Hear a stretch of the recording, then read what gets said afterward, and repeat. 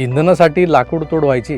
भारतीय जनता पक्षाच्या नजरेत हे दुष्टचक्र होतं. ते संपवायला मोदी सरकार सरसावलं. खेड्यापाड्यात गॅस पोचला, चुली आणि त्यांचा धूर बंद झाला. माय भगिनी खुश झाल्या. पण आज या सुविधाच लोकांसाठी मोठी अडचण झाली. लोकांना लाकडावर पेटणाऱ्या चुलींची सवय होती, ते चांगलंच होतं नाही का? त्यांची सवय मोडली मोदींनी. मोदी ज्याला विकास म्हणतात ती खरं तर भारतीय जनतेसाठी अडचण आहे. ह्याच काँग्रेसी लोक पटवून देत आहेत, कारण त्यांनी जाणीवपूर्वक भारताला या जगापासून 20-25 वर्ष मागे ठेवलं होतं.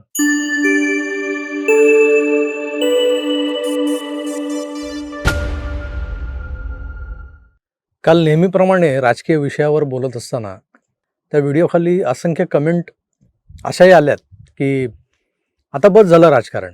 तिकडे इराणमध्ये युद्ध भडकलंय आणि त्याचा परिणाम इकडे भारतात तेल टंचाई अर्थात इंधन टंचाईनं झालाय.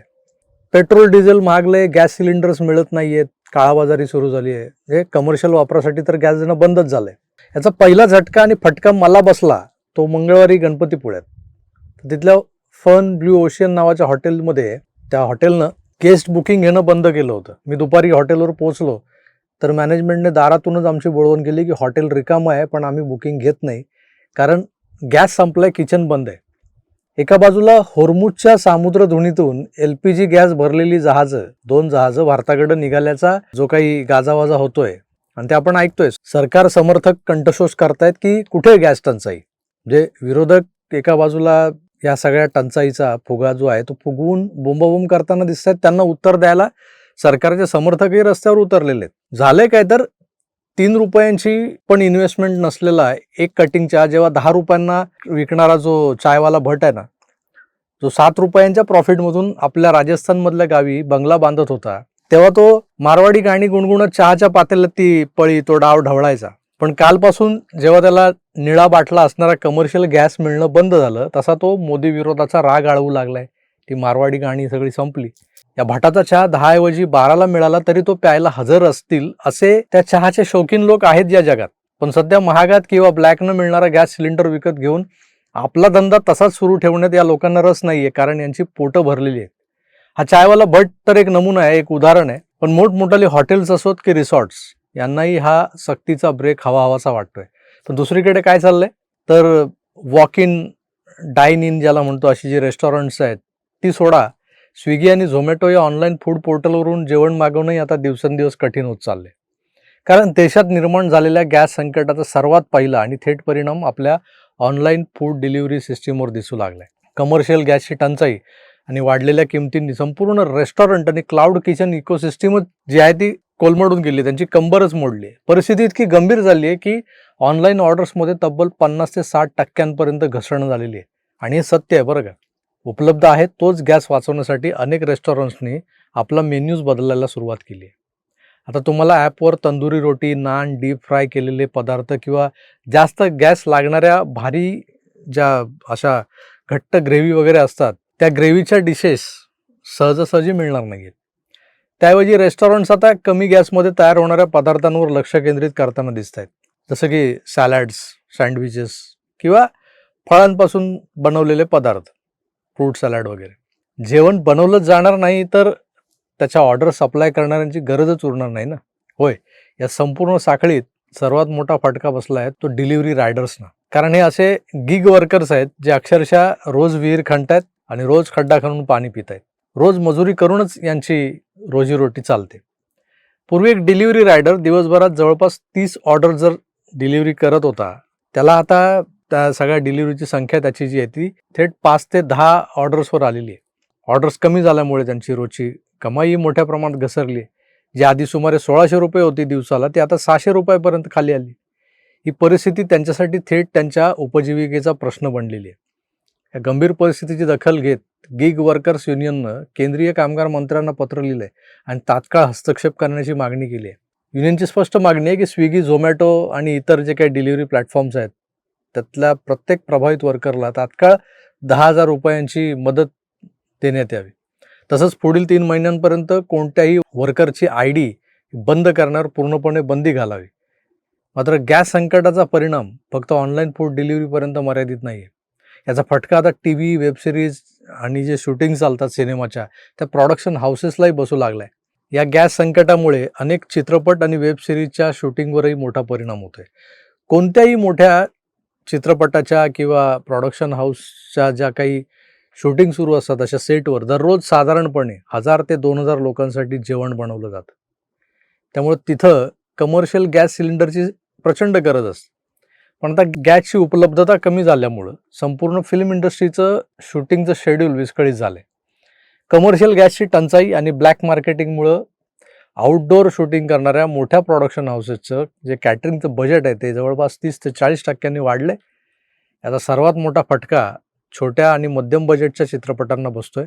अनेक प्रोजेक्ट्सची शूटिंग जी आहे ती सध्या त्यांच्या प्रोडक्शन हाऊसने पुढे ढकललेली आहेत.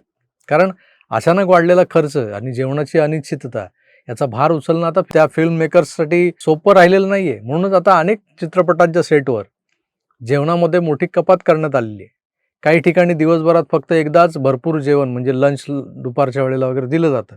मग उरलेल्या वेळेसाठी टीमला जे पॅक फूड असतात किंवा साधा कोरडा नाश्ता वगैरे जो असतो तो देण्यात येतो. म्हणजे गॅस संकटाचं सावट आता स्वयंपाकघरातून थेट फिल्मच्या सेट्सपर्यंत पोहोचलेलं आपल्याला दिसतंय. पण ते काही निवडक लोकांकडून मात्र नाकारलं जातंय. तर काही लोक या गॅस टंचाईच्या साध्या राई एवढ्या असणाऱ्या या संकटाला पर्वत करून दाखवण्यात गुंतलेले आहेत. अद्याप घरगुती वापराच्या गॅसवर कुठलंही रेशनिंग लावलेलं नाही आहे सरकारने. आणि इराणच्या होर्मुझमधून एक मोठा साठा भारताकडे निघालेला आहे. तो कदाचित पोहोचलाही असेल आतापर्यंत. त्यामुळे युद्ध सुरू झाल्याच जे बोंबलत होते की आता आखातात युद्ध झालं, गॅस संपला, फक्त 7 दिवस पुरेल इतकाच साठा शिल्लक आहे वगैरे वगैरे. त्यांना म्हणावं जरा डोळे उघडा, काय म्हणतात त्याला, उघडा डोळे बघा नीट. आज युद्धाचा 14वा दिवस आहे. भारतात अजून तरी गॅस, पेट्रोल, डिझेल टंचाई किंवा सारंच सगळं संपलंय आता बसा बोंबलत असं काही झालेलं नाही. सो बी पॉझिटिव्ह. कोरोनासारख्या प्रदीर्घ चाललेल्या महामारीला आपण सामोरे गेलो होतोच की. आता या नैमित्तिक युद्धालाही तोंड देऊ आपण. अस्वस्थ होणं, पॅनिक होणं आणि सरकारला शिव्या देणं या पलीकडे एक नागरिक म्हणून आपली काही कर्तव्य असतात, तीही पाळायची असतात, हे लक्षात असू द्या. कारण हे युद्ध मोदींनी आपल्यावर लादलेलं नाहीये किंवा ही गॅस टंचाई मोदींच्या धोरणांचा पराभव नाहीये, तर अख्खं जग या टंचाईला सामोरं जातंय. तेव्हा या जगाचा एक भाग म्हणून प्रत्येक भारतीयानं प्राप्त परिस्थितीला सामोरं जाणं भाग आहे. आता राजकारण नको, युद्धावर बोला, गॅस टंचाई झाली आहे, अमुक झालंय, तमुक झालंय, या कमेंट्स करणाऱ्यांनी भानावर यायला हवंय की हे संकट जे आहे ना ते ट्रम्प आणि खामेनी सारख्या महामानवांच्या खुमखुमीतून बाहेर आलेलं मानवनिर्मित संकट जरी असलं तरी त्याच्याशी आपल्या देशातल्या सरकारचा थेट असा कुठलाही संबंध नाही. अख्ख्या जगाला गॅस, पेट्रोल, डिझेल मिळतंय आणि निव्वळ मोदींमुळे भारताला मिळत नाहीये आणि भारतावर टंचाईचं संकट आलंय असं तर अजिबात नाहीये. तेव्हा जरा भानावर या सगळ्या परिस्थितीकडे नीट बघा, संयम बाळगा. याही संकटाला धीरानं सामोरं जायला हवं आपल्याला. कसं ना, आजपासून 20 वर्ष जर मागे गेलो आपण, स्वातंत्र्य मिळून 55-56 वर्ष झाली होती, पण देशावर काँग्रेसचं राज्य होतं. 55 वर्ष लोटली तरी गावखेड्यात वीज नव्हती, घराघरात चुली पेटायच्या. आखातात युद्ध झालं काय किंवा त्या अरबांना माज आला काय, भारतीयांना गॅससाठी त्यांच्या तोंडाकडे पाहावं लागत नव्हतं. कारण शहरातल्या किंवा निमशहरी भागातल्याच नागरिकांकडे गॅस कनेक्शन्स होते. अगदी एकूण लोकसंख्येच्या 18 ते 20% म्हणा. व्हायचं काय, इंधनासाठी लाकूड तोड व्हायची. भारतीय जनता पक्षाच्या नजरेत हे दुष्टचक्र होतं. ते संपवायला मोदी सरकार सरसावलं. खेड्यापाड्यात गॅस पोचला, चुली आणि त्यांचा धूर बंद झाला, माय भगिनी खुश झाल्या. पण आज या सुविधाच लोकांसाठी मोठी अडचण झाली. लोकांना लाकडावर पेटणाऱ्या चुलींची सवय होती, ते चांगलंच होतं नाही का. त्यांची सवय मोडली मोदींनी. मोदी ज्याला विकास म्हणतात ती खरं तर भारतीय जनतेसाठी अडचण आहे. ह्याच काँग्रेसी लोक पटवून देत आहेत, कारण त्यांनी जाणीवपूर्वक भारताला या जगापासून 20-25 वर्ष मागे ठेवलं होतं. वीज नव्हती, लोक रॉकेलचा टेंबा पेटवायचे घरात, तो दिवा. गॅस नव्हता तर लोक गोवरे आणि लाकूड फाटा वापरून चूल पेटवायचे, त्याच्यावर जेवण व्हायचं. लोगों को औकात से ज़्यादा और समय से पहले कुछ भी देना नहीं. विकासाची स्वप्न दाखवत ठेवायची, मतं मिळवायची, पण विकास नावाचा जो कोणी महापुरुष होता ना त्याला मात्र पोतडीतून बाहेर काढायचंच नाही, ही काँग्रेसची नीती होती. आणि तीच नीती, तोच व्यवहार हा भारतीय मानसिकतेला रुचणारा होता. यांना औकात से ज़्यादा, समय से पहिले काहीही दिलं तर ते असे उलटतात. आज गावखेड्यातल्या चुली बंद आहेत कारण तिथं प्रधानमंत्री उज्ज्वला गॅस योजना पोहोचली आहे. बरं, हे सिलेंडर्स काही फुकट देत नाही सरकार. योजनेतले 2 की 3 मोफत असतात फक्त, नंतर त्याचे पैसे द्यावे लागतात. आता या घरगुती वापराच्या गॅसचे दर मागच्या 3 वर्षात कसे कमी जास्त झालेत ते कुणी अभ्यासलेत का? 30 ऑगस्ट 2023ला घरगुती सिलेंडरच्या किमतीत मोदी सरकारनं 200 रुपयांनी कपात केली होती. त्यानंतर 8 मार्च 2024ला महिला दिन होता म्हणून त्या निमित्तानं घरगुती सिलेंडरच्या किमतीत मोदी सरकारनं 100 रुपयांची कपात केली. महिलांना भेट. 2023 आणि 24मध्ये एकूण 300 रुपयांची कपात केल्यानंतर आता 7 मार्च 2026 रोजी घरगुती सिलेंडरच्या किमतीत 60 रुपयांची दरवाढ करावी लागली. कारण भारताचा संबंध असो किंवा नसो, तिकडे आखातात 14-15 मुस्लिम जे राष्ट्र आहेत ते एकमेकांशी लढत आहेत. त्यामुळे आयात होणाऱ्या LPGचा रेट पण वाढला आहे आणि सप्लायमध्ये अडथळा येतोय हे दिसतंय आपल्याला. जगभरात युद्धजन्य परिस्थिती आहे, त्यामुळे भारताला त्याची झळ लागली आहे, धग नाही.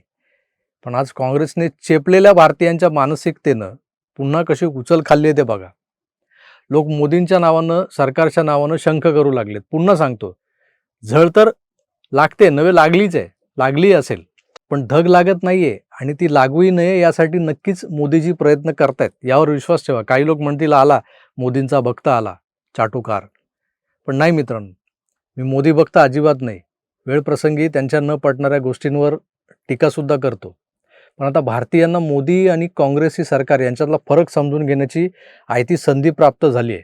तेवढा फरक समजून घ्या एवढीच विनंती करतो आणि तुर्तास थांबतो. पुन्हा भेटूच, तोवर आपली काळजी घ्या आणि पाहत राहा आपलं आवडतं यूट्यूब चॅनल आकार DG9. धन्यवाद. नमस्कार.